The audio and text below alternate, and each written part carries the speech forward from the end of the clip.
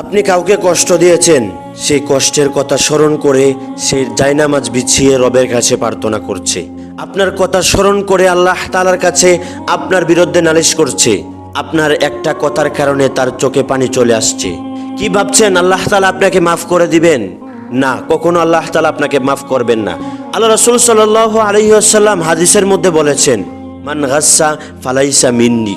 যে ব্যক্তি মানুষকে কষ্ট দেয়, মানুষকে কষ্ট দিবে তো দূরের কথা, হায়াওয়ানে না বাক শক্তি সম্পূর্ণ প্রাণী একটা কুকুরকেও যদি সে কষ্ট দেয়, সে কখনো আমার উম্মত হতে পারে না।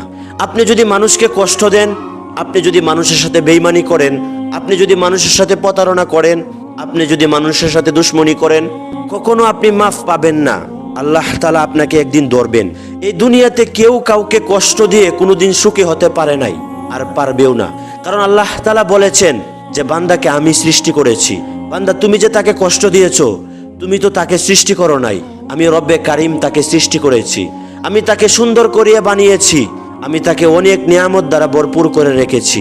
কই, আমি তো কোনোদিন তাকে কষ্ট দেই নাই, আমি তো কোনোদিন তার চোখে পানি আনি নাই। তাহলে তুমি তাকে কেন কষ্ট দিয়েছো?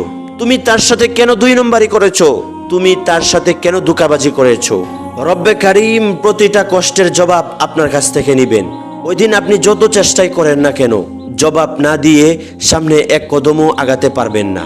এজন্যই বলি ভাই, এই দুনিয়াতে আছেন, কেউ কাউকে কোনোদিন কষ্ট দিয়েন না। কেউ যদি কাউকে কষ্ট দেন, এটা সরাসরি আল্লাহ তাআলা কবুল করে নেই। এটা রুহের একটা কষ্ট। এই কষ্ট আল্লাহ তাআলা কখনো সহ্য করতে পারেন নাই। আল্লাহ তাআলা বান্দার অন্তর দেখে, যখন দেখে বান্দার চোখে পানি চলে আসছে, বান্দার অন্তর ভেঙে গেছে, তখন আল্লাহ তাআলা সহ্য করতে পারে না। তখন আল্লাহ তাআলা জবাব দেয়, হে ফেরেশতাগণ, আমার এই বান্দার চোখে পানি কেন? আমার বান্দাকে কে কষ্ট দিয়েছে? আমি জানতে চাই, আমি তার জবাব চাই। ফেরেশতাগণ তখন বলে, রব্বে কারিম, অমুক অমুক বান্দারা তোমার এই বান্দাকে কষ্ট দিয়েছে। আল্লাহ তাআলা তখন বলেন, হে ফেরেশতাগণ, তাদের নামগুলো উল্লেখ করে রাখো, আমি আল্লাহ তাআলা কখনো তাদেরকে ছাড়বো না।